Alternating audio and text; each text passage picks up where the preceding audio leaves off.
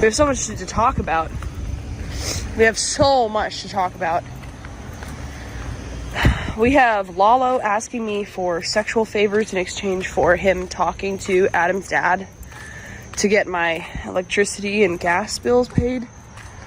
We have, well, actually, that's it. I mean, what else do we have to discuss? I don't know. Break out the docket of topics. Lalo Patrick Bateman arc. Lol, what? Oh my god, reptilian. It's a whole Discord thing. It's a whole Discord thing. It's funny as fuck. It really is funny. I'm not lying though. Thank you. Thank you. Come on now, Galo. It's like God is telling her something. Telling me something through Lalo asking for like nudes basically so that for my electricity getting paid. What would that be? What would he be saying? That I'm a slut? Is he wrong? Valid. I think Grace and Ben, unless something really drastically changes, are done.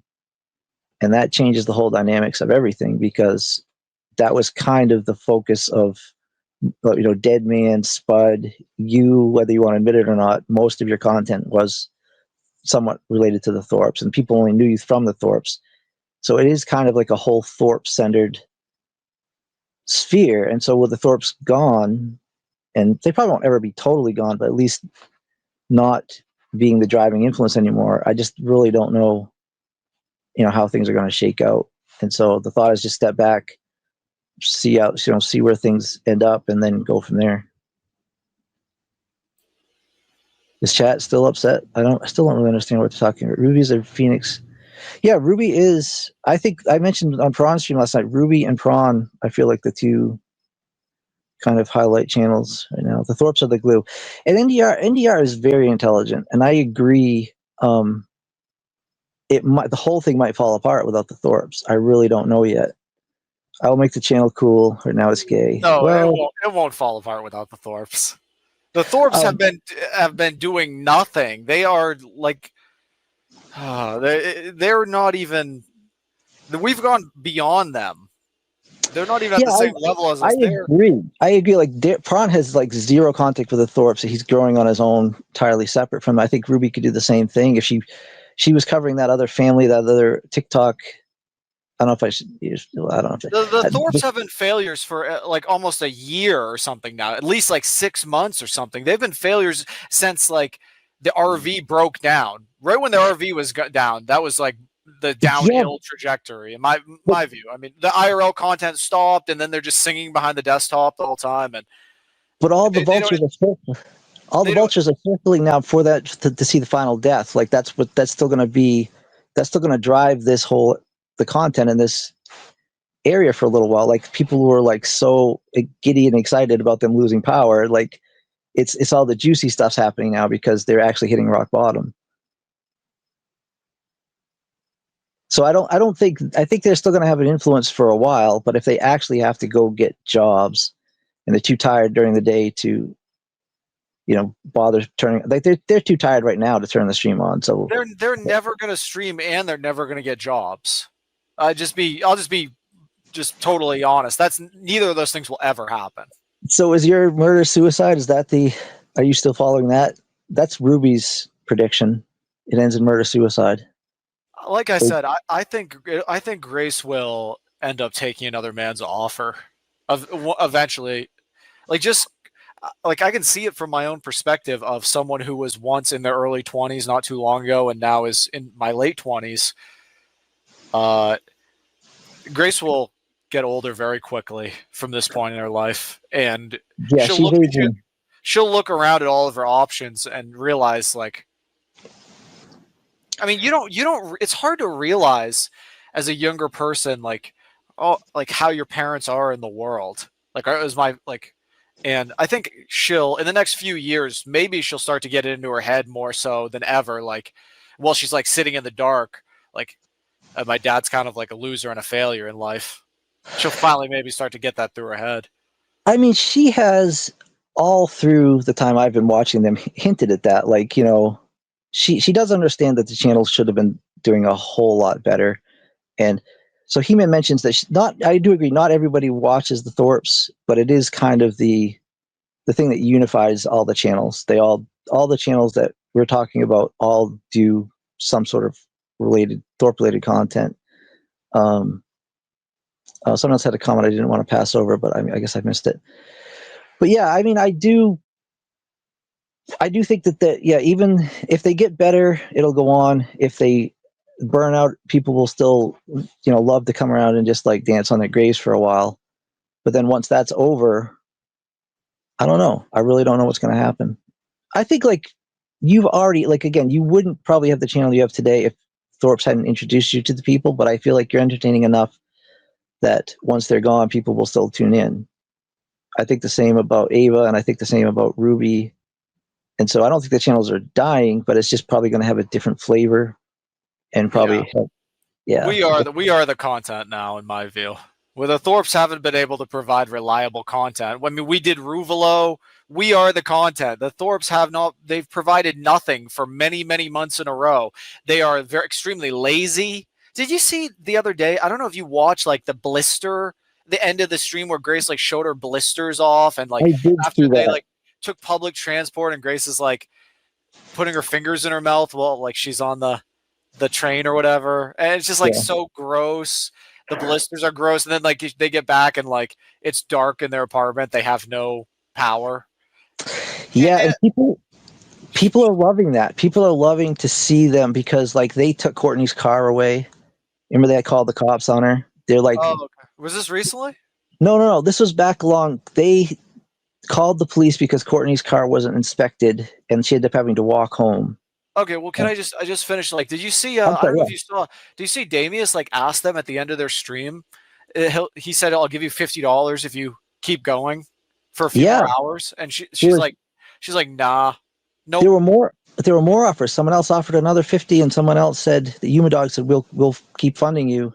So I'm thinking there's at least $120, $140 they walked away from. And Ryler just gave her like $400. Who is Ryler05? Are you familiar with that user? Yeah, he was in he used to be in Discord under the name Pluto, and he was like one of the most hated people there. He's like super like he's into like some kind of woman cult, and he just posts so much weird stuff. Everybody hated him. I think he got banned, or I'm not sure what happened to him. He came back. He's back there now, I think, just with Ryler as his name.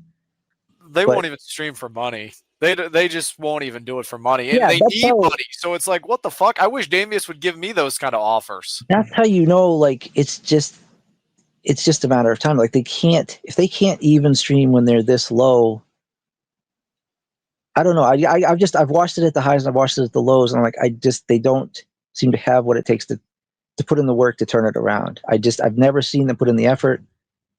They're hoping someone's going to step in and bail them out, like Joe or somebody. But it's like, you've gone through, they say, $500,000. Like, you haven't learned any real lessons from this. You haven't figured out what you're doing wrong yet. Like, why would people just keep funding it indefinitely? Sooner or later, this is going to run out.